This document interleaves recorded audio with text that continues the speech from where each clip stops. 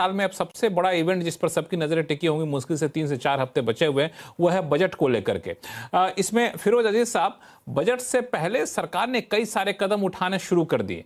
GST का rate cut आपने देखा, रिफॉर्म एक बड़ा कदम उठा। आप वोडाफोन आइडिया को देखें, आपने आईटीसी को लेकर के जो टोबैको पे प्रोडक्ट पे टैक्स की बातें थी, तो ये सारे जो इशारे मिल रहे हैं सरकार के एक्शन से, इसको किसी एक धागे में हम लोग पिरो को देख सकते हैं क्या? ये क्या इंडिकेशन है बजट को लेकर के इन सब कदमों से? मेरे हिसाब से देखिए सर, बहुत सारे कदम लिए गए हैं। Direct tax cut, GST cut, बहुत सारे क्लेंज हुई है। डायरेक्ट टैक्स कोड जो नया आया है 2025 का, तो इससे ये पता लगता है कि भाई बार बार बदलाव नहीं होंगे, उसकी मोमेंटम आ रही है। सबसे ज्यादा इंपॉर्टेंट ये होगा कि मेरा ये अंदाजा है कि 12.5 लाख करोड़ रुपया कैपेक्स के लिए रखा गया होगा। मेरी ये प्रोजेक्शन है कि 7% की अगर जीडीपी ग्रोथ FY27 की करनी है, तो उसमें कैपिटल गुड्स पे एक्सपेंडिचर क्या होगी, उसका बड़ा योगदान होगा। टैक्स कलेक्शन अच्छा रहा है। जीएसटी की tax collection after this cut also has been reasonable, ये हमारी प्रोजेक्शन है। डायरेक्ट टैक्स कट में गिरावट देखने को मिली थी, बट आई थिंक वो बेसिकली डिले हुआ था फाइलिंग का, इसीलिए उसकी कलेक्शन वापस बढ़ गई। सो मेरा ये मानना है कि पहले तो मैं ये देखूंगा कि कैपिटल एक्सपेंडिचर कितनी होगी, और फिस्कल डेफिसिट 4.1 पे आएगी कि नहीं आएगी। 4.3 का प्रोजेक्शन था, 4.4 का प्रोजेक्शन था। ये इंपॉर्टेंट चीजें होंगी बजट में। आई डोंट थिंक इन्वेस्टमेंट को लेके या कैपिटल एसेट्स या फिर इक्विटी को लेके कोई बड़ा बदलाव देखने को मिलेगा। I think budget basically will propel consumption which it has been trying to do over the last 3-4 years. Gaurang Shah साहब, बजट तक बाजार की नजरें कहां टिकी रहेंगी? एक निवेशक कैसे देखे इस पूरे बजट के पीरियड को? मैं आपसे हाथ जोड़ के क्षमा मांगता हूं कि ये बजट तक की बात जो है ना, ये मेरे समझ में आती नहीं है, क्योंकि ये बहुत छोटी अवधि का हो जाता है और मैं सक्षम ही नहीं हूं इतनी छोटी अवधि के लिए किसी प्रकार की टिप्पणी करने के लिए। और बजट हर साल आता है लक्ष्मण जी। आप कुछ बोल रहे थे?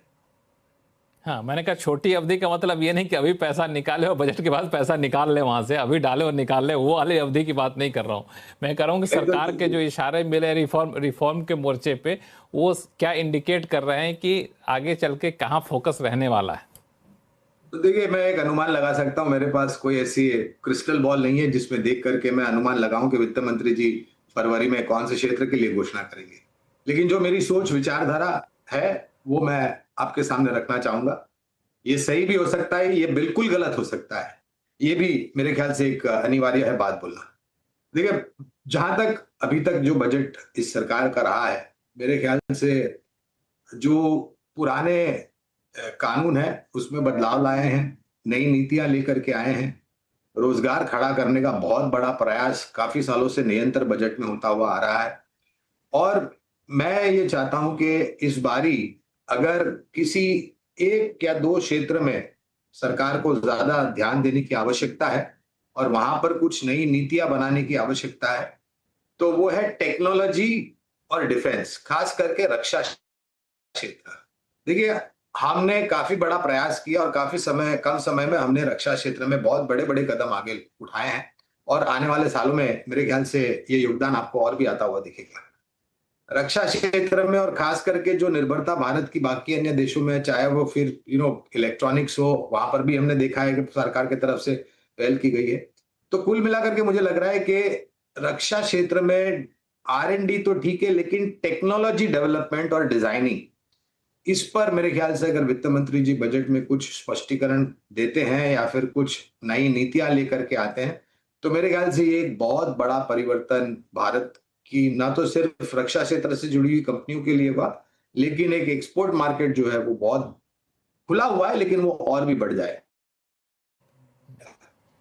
और फिर बाकी अब ये जैसे मैंने कहा है कि रोजगार डिफेंस एक रहता है। हालांकि बजट से पहले आमतौर पे डिफेंस सेक्टर हो, इंफ्रास्ट्रक्चर सेक्टर हो, रेलवे सेक्टर हो, इन सब पे एक लगता है कि वहाँ पे सरकार का फोकस रहेगा। क्योंकि डिफेंस में देख रहा हूँ कि जो रिपोर्ट आ रही है साल भर में, वहाँ पे काफ़ी आत्मनिर्भर भारत की तरफ बढ़ते हुए कदम बढ़ाया है, और जो टेक्नोलॉजी वाले जो आप कह रहे हैं डिफेंस सेक्टर में, उसमें भी फोकस काफ़ी ज़्यादा बढ़ा है। सुनील सोनम साहब, आप क्या उम्मीद करके चल रहे हैं?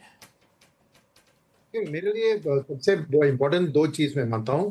पहला है प्राइवेट सेक्टर को कैसे कैपेक्स की स्टोरी में जुड़ा दिया जाए, क्योंकि एक तो कदम उठाया है कंजम्पशन को बढ़ाकर, कैपेसिटी यूटिलाइजेशन को बढ़ाकर, मगर मेरा मानना है कि पब्लिक प्राइवेट कैपेक्स जो दोनों मिलाकर करते हैं, पीएसयूज और प्राइवेट सेक्टर, उसको जैसे पीएसयू के बाद बहुत बड़ा लैंड बैंक होता है तो उसको एज इक्विटी स्टेक इस्तेमाल करके प्राइवेट सेक्टर को सपोर्ट करके इस कैपेक्स स्टोरी में अभी तक खाली गवर्नमेंट ने अपने कंधे पे उठाया है। तो इस बजट से मैं देखना चाह रहा हूं कि कैसे वो प्राइवेट सेक्टर को जोड़ती है, और शायद इसमें यह भी शामिल होगा कि पीएलआई स्कीम जो एक specific sectors like electronic manufacturing में अभी तक उसने अपना असर दिखाया बट बाकी में नहीं दिखाया, तो उसके लिए कुछ ट्वीक्स करके उसको और बेहतर करके प्राइवेट सेक्टर कैपेक्स को बूस्ट करना नंबर 1।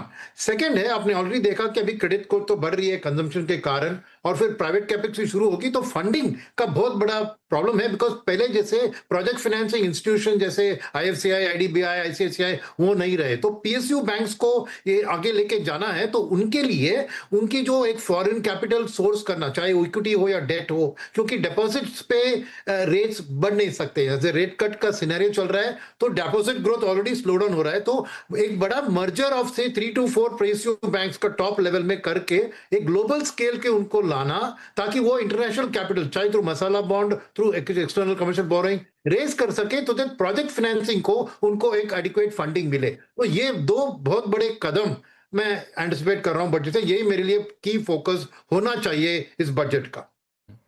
ये आपने बहुत अच्छा कहा, चूंकि बहुत सारे रिफॉर्म हुए और बैंकिंग सेक्टर रिफॉर्म पे तो खासतौर से बीच बीच में चर्चा भी होती रही कि सरकार ऐसा करेगी वैसा करेगी, अभी तक कुछ ठोस कदम उठता हुआ दिखे ना, तो बजट एक बड़ा मौका होगा। फिरोज अजीज साहब।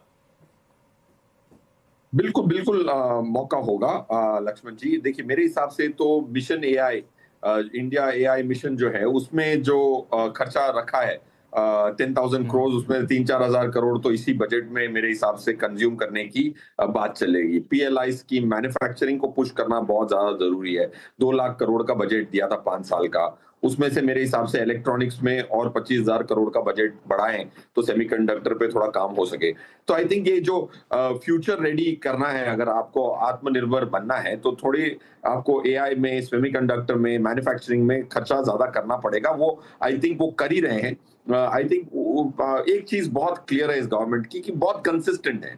आप बहुत प्रेडिक्ट कर सकते हैं कि वो करेंगे क्या, क्योंकि उनकी जो नैरेटिव है एंड एक्शंस हैं वो मैच करते हैं।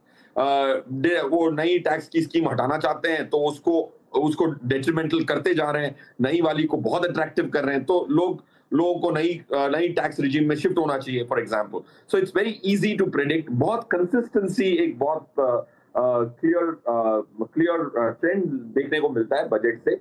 आपको कुछ भी प्रोजेक्ट करना है तो लास्ट 4-5 बजट में जो कॉमन थीम्स थी उसकी बढ़त करते हैं हर incrementally. I think manufacturing, AI, semiconductors, ये एक सेक्टर रहेंगे जिसको पुश मिलना चाहिए और मिलेगा भी मेरे हिसाब से। नहीं, आपने बहुत सही कहा कि एक कंटिन्यूटी है, उस लिहाज से देखें तो आप प्रेडिक्ट कर सकते हैं